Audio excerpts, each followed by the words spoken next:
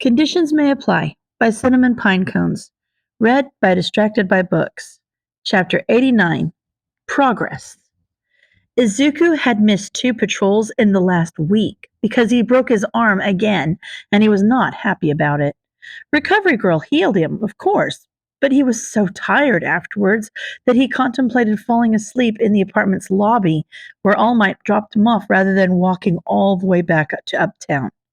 He made it home somehow, but he had to cancel patrol.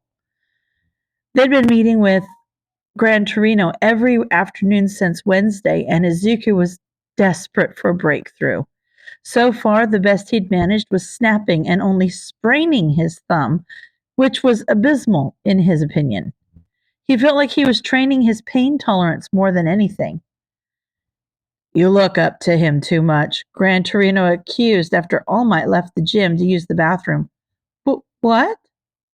"I haven't seen you try a damn thing that he hasn't done 1,000,000 times before." "But it—" "One for all isn't special, boy. Stop treating it like it is. Toshi told me you're a fighter, but I haven't seen proof of that once in the last 5 days," he accused. All of a sudden, Izuku was flat on his back, looking up to the rafters. The moment he got back on his feet, he was knocked down again. He didn't bother trying to get up this time. He just looked around, trying to figure out what the hell was going on. Recovery Girl was still sitting on the bench and rolling her eyes, but Gran Torino was nowhere to be seen. Or at least, he wasn't until a gust of wind blew by and a foot kicked out the elbow he'd been propping himself up on. "Come on, boy! Where's that fight?" Gran Torino taunted. Kami. Okay, I guess this is what we're doing now. He paid close attention to the breezes Gran Torino was making and doing his best to follow them. Izuku successfully dodged the next pass, which had Gran Torino cackling with delight like a senile old man. "You can do better than dodge, can't you?" he challenged, clipping Izuku's shoulder on the next strike. But it wasn't enough to knock him down. There was a gust of air each time he moved, and it seemed like more than would naturally be displaced by a simple speed quirk. His quirk had something to do with air. Could he control the wind, or was it like a jet quirk? Either way, his best bet at winning this was disrupting the airflow. He could do that, theoretically. He was moving in a pattern. He'd strike from the north, then southeast, then southwest, then north, over and over. Recovery Girl was sitting to the south. Oh, she wasn't going to be happy about this. Southeast, southwest, north. Izuku swung around, summoning One for All in both arms, and clapped. The force was enough to rattle the whole building and knock Gran Torino back before he could strike. There was a high-pitched ringing in his ears from the resounding boom as he anxiously looked down at his hands. They were fine? They were fine. Well, they stung like a mother trucker, but his bones were intact, so he wasn't complaining. All Might came bursting through the doors a moment later and looked over to Gran Torino, who had been knocked on his butt, then over to Izuku, who was standing in a state of mild shock. "I left for 1 minute," he complained. That was enough to knock him out of his stupor. Are you okay, Gran Torino, sir?" he asked frantically, running over to him. "Are you okay?" he asked instead of answering. Gran Torino had a manic grin on his face and was already getting up, so he had to assume that meant he was all right. Izuku didn't bother trying to hide the smile that split his face as he proudly held up his hands, wiggling each finger. "So what was different?" Gran Torino asked. What was different? He was in an actual fight this time. Well, not an actual fight, but close enough.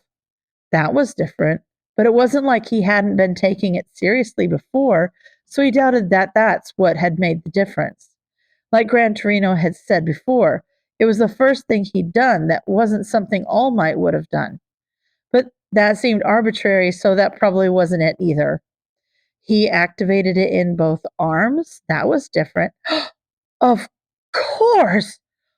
He's so dumb! How had he not thought of that? It was force! If you apply force over a greater surface area, then the whole area gets less pressure per unit. Kami, that was a grade A stupid kind of oversight. How had he not thought of that?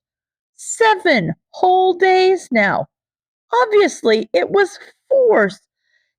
Idiot! Midoriya.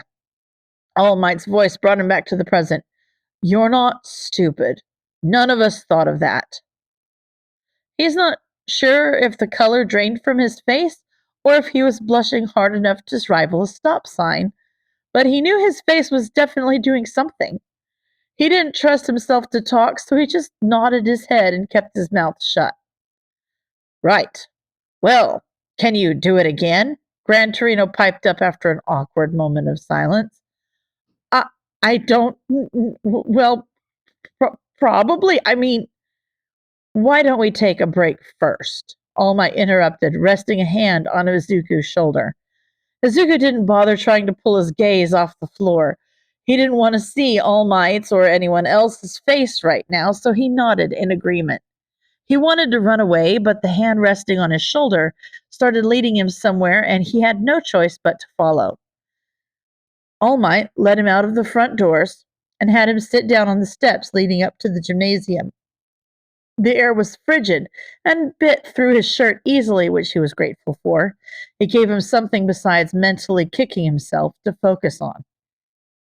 Why is it always the smartest people who think they're stupid?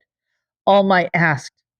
Izuku was hoping that was rhetorical because he didn't have a clue about how he was supposed to respond to that. You're doing well, Midoriya. It's only been a week. No one is expecting you to be able to do this right away. He didn't know how to respond to that either. He could tell All Might was looking at him, but he couldn't force himself to meet his gaze. His eyes remained glued to the stitching on his shoes that he was anxiously picking at. This is colder than I thought it'd be, All Might remarked with a shiver. Come back in when you're ready. I'll bring your coat if you're not back in 5, he said kindly before taking his leave.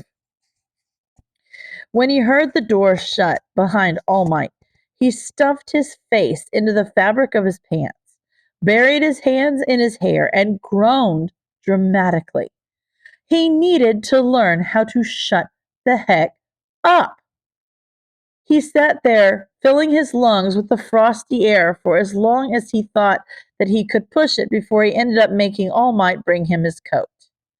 Approximately 4.5 minutes later, he didn't feel ready to go back inside, but he never felt ready for anything, so he forced himself to get up anyway.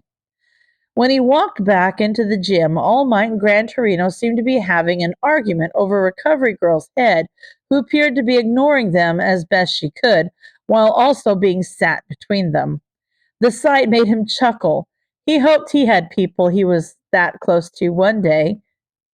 Actually, he could imagine bitching at Eraser like that while Tsukauchi tried to mentally eject himself from the situation.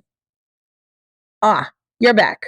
Let's see if you can do that again. Gran Torino called over to Izuku, effectively ending the argument.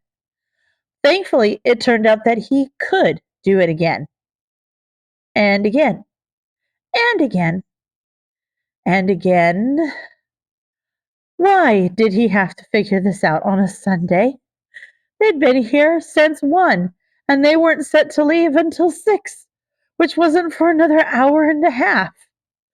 He'd been sparring with both All Might and Gran Torino on and off for 2 hours now, and he was tempted to break his arm again just so he could go home. The novelty of finally getting some sort of a grip on the power had worn off about an hour in, and he was just tired now. His exhaustion was starting to show in his movements as well. Gran Torino hadn't been able to land a solid hit since they'd started up again, but now Izuku was laying face first on the ground, and he did not want to get up. It made sense. He was flexing a muscle he hadn't even had before last week.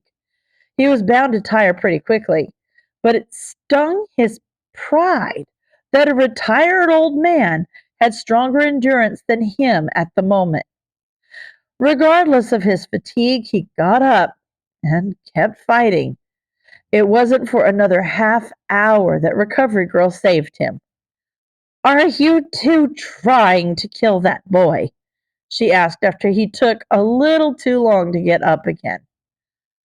"I'm fine. I..." He had to pause to catch his breath. "Okay, maybe I could use a little break," he relented, stooping down to brace himself on his knees. All Might let out a hearty laugh at that and slapped him good-naturedly on the back. Unfortunately, he was still in his muscle form, and that was enough to knock Izuku over again, and he found himself sprawled out on the ground, laughing breathlessly. This was all so surreal, he couldn't help it. "I'm in town for a full week, son. You better rest well tonight. Now that you're starting to keep up, there's nothing holding me back," Gran Torino quipped from above him with a sadistic grin. "Kami, why couldn't he have a teacher who didn't have a sadistic grin?